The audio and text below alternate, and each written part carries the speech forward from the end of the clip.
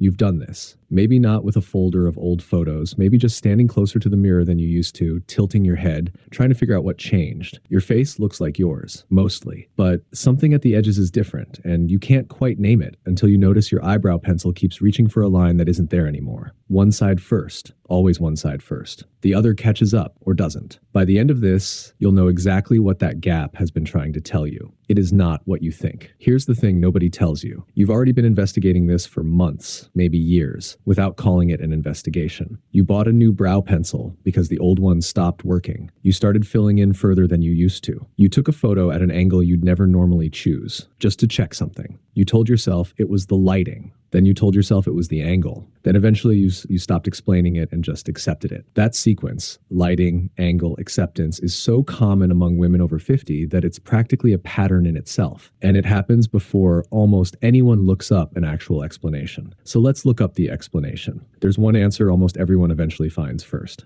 Search eyebrow thinning outer corner, and within seconds you'll find the same word, over and over, thyroid. It even has a formal name in medicine, the Hertoga sign, sometimes called Queen Anne's sign, because portraits of the Queen show this exact pattern, full inner brow, missing outer third. Doctors have been taught this sign for more than 100 years. Lose the outer corner, keep the inner, check the thyroid, and it's not folklore. There's a real documented case of a woman in her 80s who arrived with swelling, exhaustion, and exactly this pattern of brow loss, and blood work confirmed a thyroid so underactive it had been silently slowing her entire body for years. So if you've ever wondered whether your thyroid explains this, you're not reaching. You're following the same logic doctors have followed for a century. Hold on to that confidence. You're about to need it questioned. Here's the part that surprises even people who've believed the thyroid explanation for years. When researchers actually looked at how often this sign shows up in people with confirmed hypothyroidism, the honest word they used was uncommon, not classic, not reliable.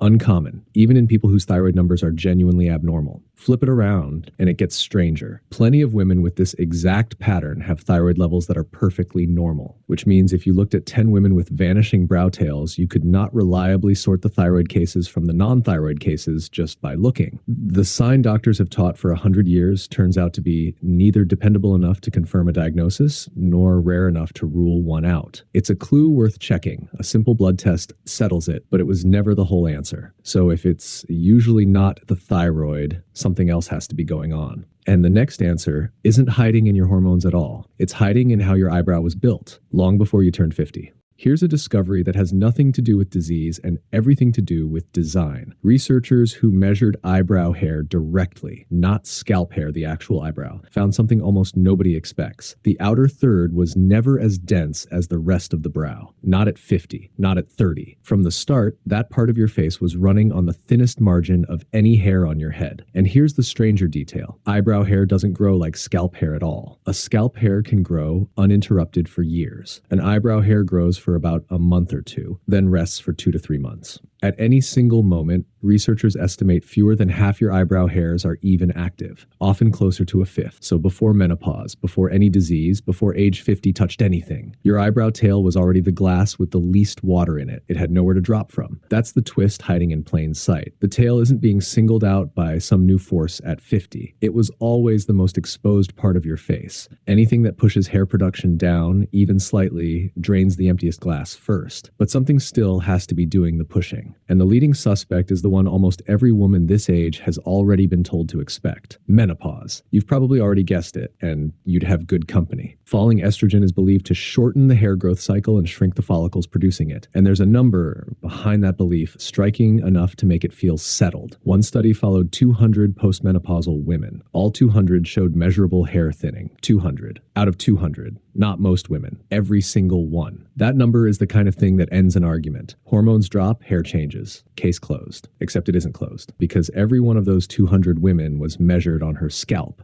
Here's the gap that should genuinely surprise you, because it surprises most people who assume science has already connected these dots. No study, not one, has tracked eyebrow density through menopause the way that scalp study did. The link between falling estrogen and a thinning brow tail isn't proven. It's inferred. It fits the biology. It fits the timing. Almost every expert in this field would tell you it's probably real, but probably real, based on a different body part, is not the same as measured and confirmed. Researchers know an enormous amount amount about what menopause does to the hair on your head. They know remarkably little in hard data about what it does to your eyebrows specifically. There's a smaller related clue worth knowing. After menopause, oil production in the skin drops, which is part of why hair, including eyebrow hair, can start to feel drier and more brittle than it used to. That part is well documented. It's just one piece, not the whole mechanism. So menopause likely plays some role for a great many women. It just hasn't been proven the way the headline number makes it sound, which means we still haven't fully closed this case. And the next clue is one almost nobody brings up at all. Here's a discovery that quietly contradicts something most women assume. If you've ever lost scalp hair or watched a man in your life go bald, you've encountered the hormone usually blamed for it, a byproduct of testosterone that scalp follicles are extremely sensitive to. It's the entire basis of classic pattern hair loss. Eyebrow follicles barely respond to it at all, which means whatever is happening to your brow tail, it is not simply the same kind of hair loss people associate with thinning hair elsewhere. Your eyebrows are playing by different rules than your scalp, fragile in their own way, but not for the reasons most assume. That single detail quietly knocks out one more explanation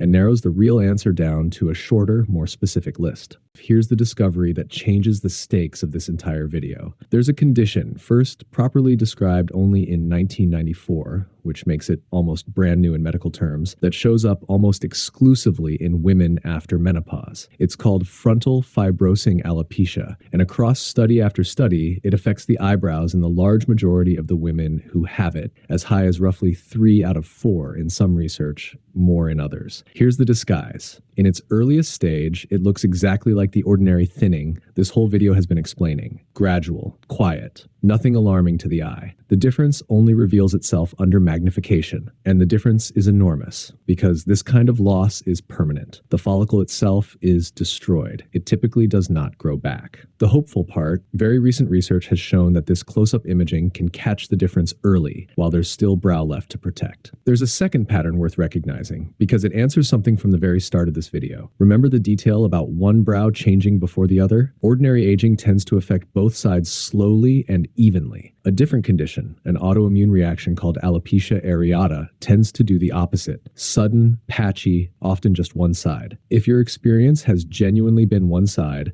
abruptly rather than both sides, gradually, that asymmetry isn't nothing. It's information. And a third, quieter possibility, ordinary skin irritation, eczema, dandruff-like inflammation, sitting on the brow long enough to thin the hair growing through it. If there's ever visible redness or flaking there, that's a different signal than simple aging. None of these are the likely explanation for most women watching this, but each one is identifiable and several are treatable, which is exactly why they're worth knowing, even if they end up not being your story. One last detail, smaller than the others, but oddly common. Dermatologists frequently point out that decades of aggressive plucking, the kind many women did routinely in their teens and 20s, can damage a follicle permanently. Not proven in formal trials, widely observed in clinical practice. If that's part of your story, it's not something happening to you now. It's something that happened decades ago, finally becoming visible. So here's the answer, assembled honestly with nothing oversold. Your eyebrow tail was always the most exposed part of your face. Fewer hairs, shorter cycles, the thinnest margin anywhere on your head. That part isn't theory, it's measured. Layered on top of that fragile foundation, ordinary aging is steadily slowing hair production everywhere on your body, also well established. Layered on top of that, for many women, menopause is probably accelerating things further, even though the direct proof, specifically for eyebrows, doesn't exist yet. A real gap in what science actually knows, not just what it assumes. And for a smaller number of women, this exact symptom is the first visible sign of something else entirely. A thyroid worth one simple blood test, or a condition worth catching while there's still time to protect what's left. Here's what's worth remembering. Days from now, long after this video ends, you didn't imagine the change. You weren't wrong about the lighting being fine, or the angle not mattering, or your memory being accurate. Something real happened at a specific place for specific, knowable reasons.